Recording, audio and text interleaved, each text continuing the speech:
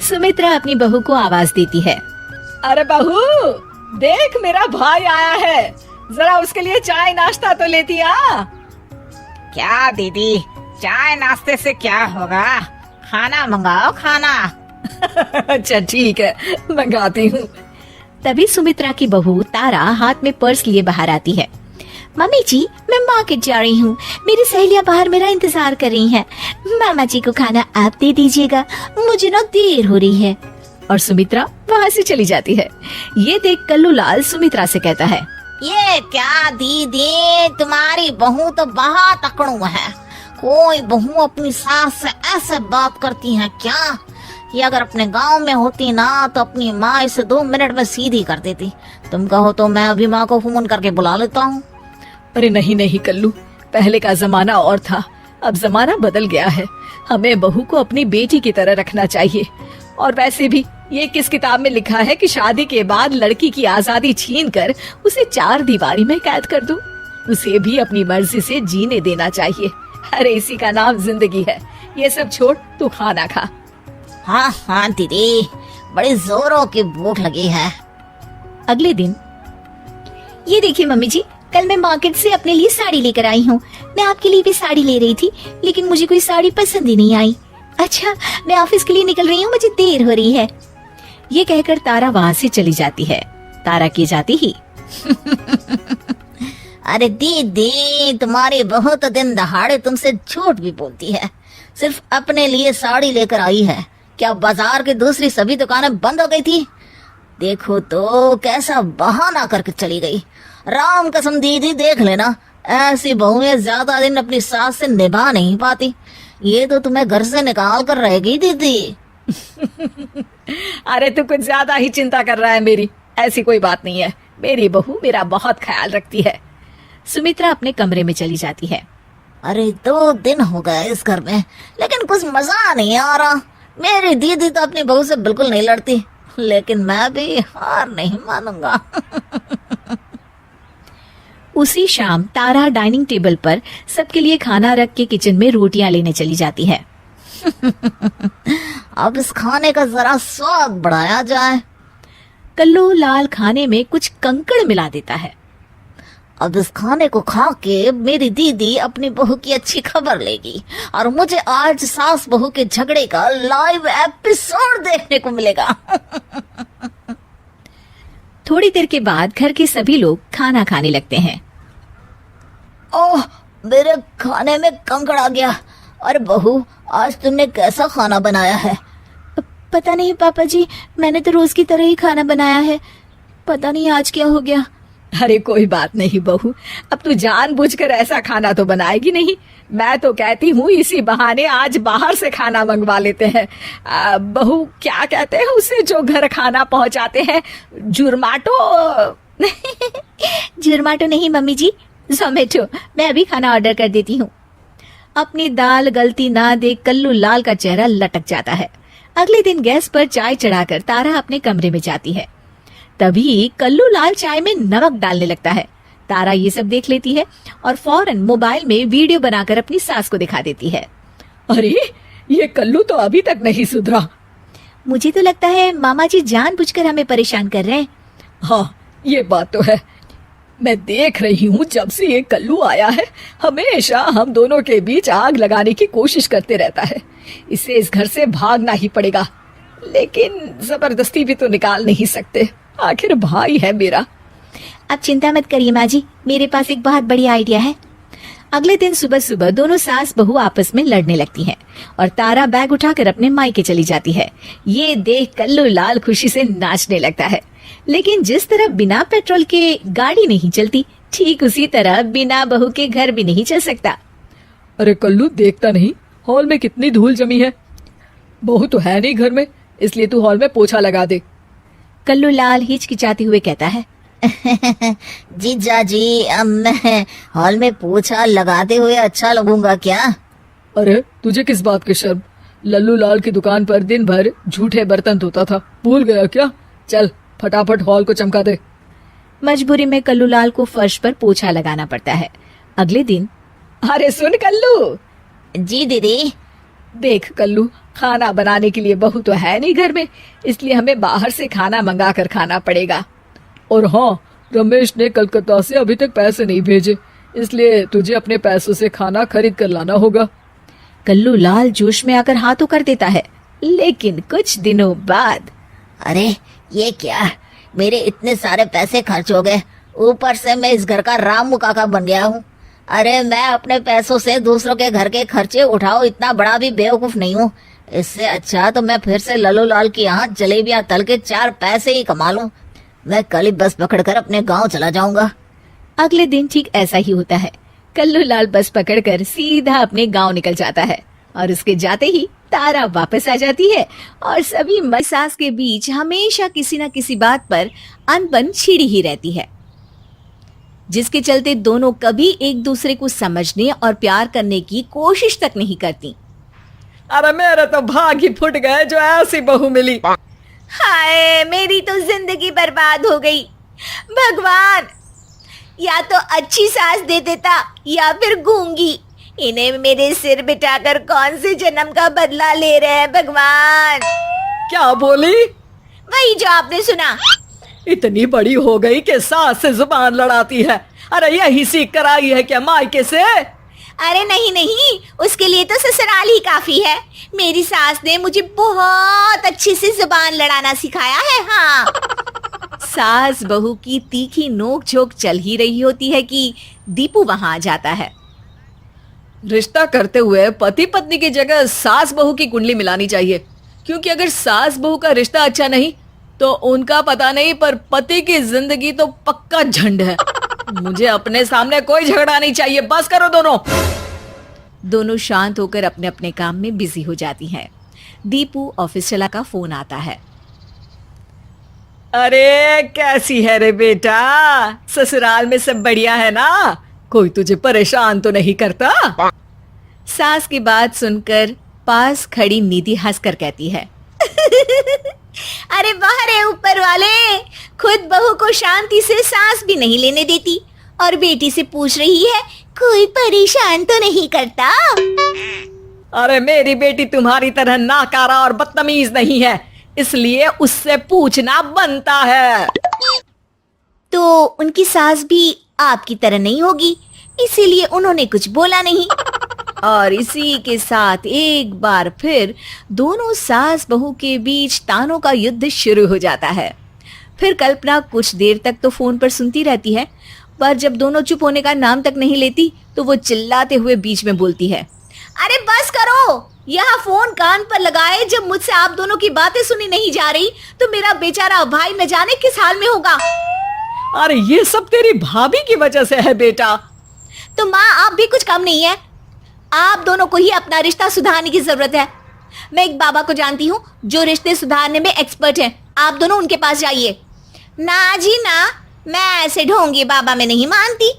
देखा, कहा था ना। अरे ये तो हमारे घर में शांति चाहती ही नहीं है। भाभी एक बार ट्राई करके तो देख लो। इस पर निधि मान जाती है और अगले ही दिन दीपू के ऑफिस जाने के बाद दोनों बाबा के पास पहुंच जाती हैं।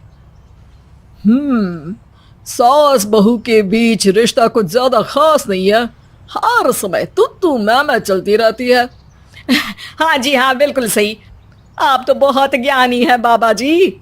तो पाई सुनो, बहू को साफ और सच्चे मन के साथ सास को 12 लाल और 12 हरी चूड़ियां भेंट करनी है, बात भेद अपने आप कम हो जाएंगे। बाबा का उपाय सुन अगले दिन निधि सास को के बीच कुछ सही नहीं होता। अरे पक्का इसने ही किलस कर चूड़ियां दी होंगी, तभी कुछ नहीं हुआ। दोनों दोबारा बाबा के पास जाती हैं। कुछ नहीं होता। तो दूसरा उपाय सुनो, सुबह सूरज निकलने से पहले ही घर की सफाई कर सारा कूड़ा घर से बाहर कर ठंडे पानी से स्नान करना है, इससे दोनों के बीच रिश्ते अच्छे हो जाएंगे। अरे इतनी जल्दी मम्मी जी ही उठ सकती हैं, ये आपको ही करना पड़ेगा, मैं अकेली तो लड़ाइयाँ नहीं करती ना। बाबा का उपाय मानते हुए अगली सुबह से सास जल्दी उठ सूरज निकलने से पहले घर की सफाई कर ठंडे पानी से नहाने लगती है। ये सब कुछ दिन तक चलता है। जिससे अभी भी दोनों के रिश्ते तो नहीं सुधरते, पर सास की तबीयत खराब होने लगती है। अब लगता है आपने मन से काम नहीं किया होगा, तभी तो रिश्ता वैसा का वैसा पड़ा है और तबीयत खराब हो गई। अरे सही कहती थी तुम, कल मुहा ढोंगी बाबा। देर आए पर दुरुस्त आए। चलो आराम करो आप। अपनी पत्नी और माँ में ऐसा बदलाव देख दीपू बिल्कुल हैरान रह जाता है। अरे कहीं बाबा ने कोई जादू टोना तो नहीं कर दिया? मेरी माँ और पत्नी इतना घुल मिल कर तो नहीं रहती। ओहो सरकज़म। बस बस अब जाओ और अपना काम खुद कर लो, मुझे मम्मी जी का ख्याल रखना है। निधि की बात सुन हैरान दीपू बस उन्हें देखता रह जाता है और निधि सास का ध्यान रखने में लगी रहती है। इसी तरह दिन भी है, जिस वजह से उन दोनों का रिश्ता पहले से अच्छा होने लगता है और वो एक दूसरे को समझने लगती है। बहू, मैं सोचती हूँ एक बार उसे ढोंगी बाबा के पास जाना चाहिए, उसे सबक सिखाने के लिए। अरे पर मम्मी जी उसकी क्या जरूरत है, हमारे घर में सब ठीक है, फिर वो कुछ भी करे हमें उससे क्या। दोनों के बीच ये बात हो ही रही होती है कि तभी बाबा कल्पना के साथ उनके घर आ जाते हैं। माँ, बाबा आप दोनों से मिलना चाहते थे, इसलिए मैं उन्हें यहाँ ले आई। अरे पर हमें इस ढोंगी बाबा से नहीं मिलना। हाँ, मेरी बहू बिल्कुल सही कह रही है। जो कुछ समय पहले एक दूसरे को मारने को चलती थी, आज एक ही लय में बात कर रही है। आपको अपने रिश्ते के लिए किसी बाबा के नहीं, अपने आप की जरूरत होती है। रिश्ता सुधारने के लिए जरूरी है कि सास बहू को अपनी बेटी और बहू सास को अपनी माँ जैसा समझे और प्यार दे। उपाय तो बस एक तरीका है लोगों को समझाने का, कि असली उपाय उनके पास ही है, आपको बस उन्हें समझना है। अरे नेहा क्या दिन में सोती है, ससुराल में ऐसा नहीं चलेगा, वहां तो काम करना पड़ेगा। काम जितना काम होगा कर लूंगी माँ, पर अगर कोई ये कहे कि सारा आराम छोड़कर सिर्फ काम ही करना है तो ना भी ना, मुझे नहीं करनी शादी। अरे कैसी बात कर रही हो? अच्छा चलो जाकर नहा लो, मैं नाश्ता लगा देती हूँ, फिर तुम्हें कॉलेज भी तो जाना है। नेहा कॉलेज के लिए निकल जाती है। वो सोचने लगती है कि ससुराल में वो कैसे मैनेज करेगी। क्या हुआ नेहा, परेशान लग रही हो? अरे यार तू तो मुझे जानती है ना, मुझे अपनी लाइफ बिल्कुल परफेक्ट चाहिए, लेकिन लग नहीं रहा लोग मानेंगे। यार कहीं मेरी शादी ऐसे घर ना हो जाए जहां मेरी जिंदगी ही नरक हो जाए। अरे मैंने ना कल एक इंग्लिश फिल्म देखी थी, उसमें भी कुछ ऐसी ही समस्या थी हीरोइन की। अच्छा, तो फिर क्या किया उसने? उसने तो अपने होने वाले पति से साफ साफ कह दिया कि वो पहले उसके घर कुछ दिन तक बिना शादी के रह कर देखेगी, और अगर ठीक लगा तो ठीक, वरना तेरे मेरे रास्ते अलग। अरे हाँ यार, ये तो बिल्कुल सही आइडिया दे रही है तू मुझे। चल मैं तो चली, थैंक्स यार, तूने मेरी प्रॉब्लम सॉल्व कर दी। ये बोलकर नेहा खुशी खुशी वहां से निकल जाती है, लेकिन पीछे से उसकी सहेली कहती है, अरे नेहा, नहीं नहीं कुछ नहीं सुनना मुझे। ये बोलकर वो वहां से चली जाती है। हे भगवान, पूरी बात सुने बिना ही चली गई।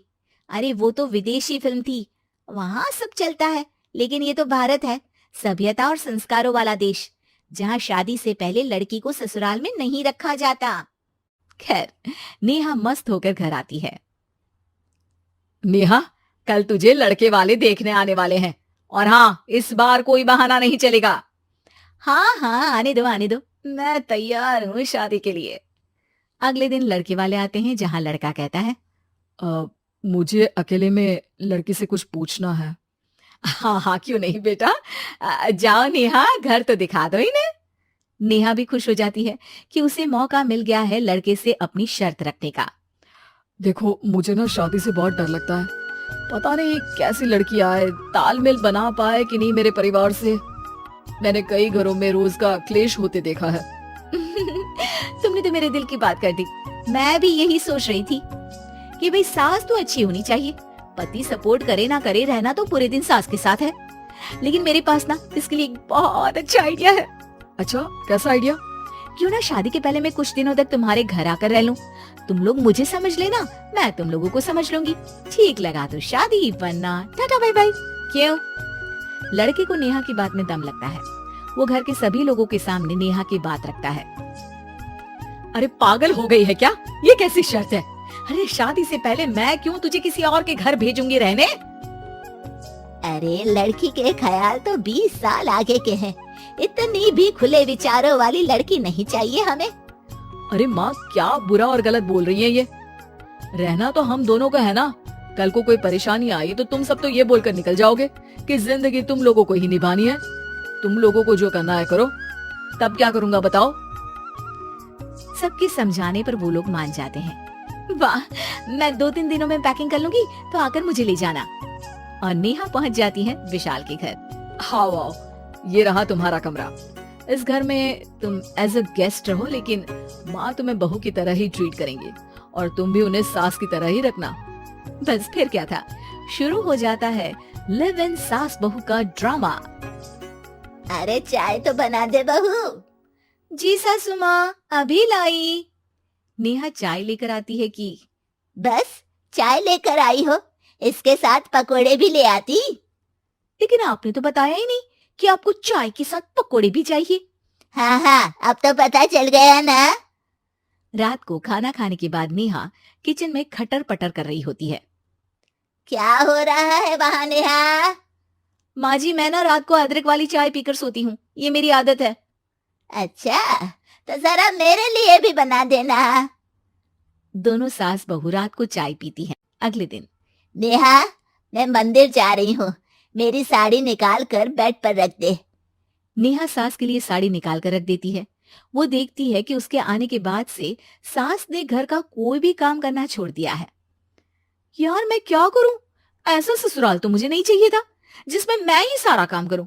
मैं तो ऐसा घर चाहती हूँ जहाँ सास और बहू दोनों मिलकर किचन में काम करें। हे भगवान, रात को चाय पी ली, पेट में गैस बन गई, अब तो चला भी नहीं जा रहा है। मुझे तो ऐसी बहू चाहिए जो हेल्थ के प्रति कॉन्शियस हो, क्योंकि वो ठीक रहेगी तभी तो मैं ठीक रहूंगी। दोनों समझ जाती हैं कि वो लोग एक दूसरे के लिए नहीं बने हैं। अगले दिन नेहा, जरा चाय तो ले आना। नेहा चाय के साथ चिला भी बनाकर ले आती है। सास खा पीकर सो जाती है। अगली सुबह तेरी बुआ सास आ रही है, उसे मैंने तेरे बारे में बताया है। तभी वहां गंवार से एक महिला आ जाती है। चलो यहाँ से निकलो, कुछ नहीं है खाने के लिए, जाओ। ए नेहा, तमीज से बात करो, ये मेरी ननद यानी आशीष की बुआ है। हाय रे दैया, इतनी आकड़ वाली लड़की। अरे यही है ना जो शादी से पहले ही आकर बस गई है यहाँ पर। बस नहीं गई हूँ, बसना है या नहीं ये डिसाइड करने आई थी, लेकिन इन लोगों के रिश्तेदार इतने गंवार हैं तो मैं तो ना कर रही इस घर में शादी। अरे भाभी, अरे क्या कमी थी हमारे आशीष में जो आपने ऐसी लड़की की शर्तों को मान लिया? अरे वो तो आशीष के कहने पर मैं झुक गई, वरना ऐसी लड़की को तो मैं घर में घुसने भी ना दूं। ए हेलो, ऐसी लड़की कैसी लड़की? हाँ, बिना समझे बुझे शादी कर लूं? अब तो समझ गई ना कि हम लोग गांव के हैं। भाभी को खाट पर सोना और रिश्तेदारों का गांव से आना जाना तो लगा ही रहना है इस घर में। हाँ हाँ, मैं तो किसी मॉडर्न घर में शादी करूंगी। ये बोलकर नेहा वहां से चली जाती है। अपने घर में आकर नेहा कहती है, ना माँ ना, लिव इन में रहकर देख लिया, ये गांव के लोगों का कोई भरोसा नहीं है। खैर, नेहा की शादी एक मॉडर्न घर में हो जाती है जहां सास कहती है, हे नेहा, मैं टेनिस खेलने जा रही हूँ, आओ तो जूस बनाकर रखना और हाँ, वॉलनट्स और ओट्स भी बना लेना। जी माँ। माँ मॉम बोलो डार्लिंग, माँ इज ओल्ड फैशन। बेचारी नेहा सर पर हाथ रख लेती है। हे भगवान, ये सास तो सास ही होती है, गांव की हो या शहर की।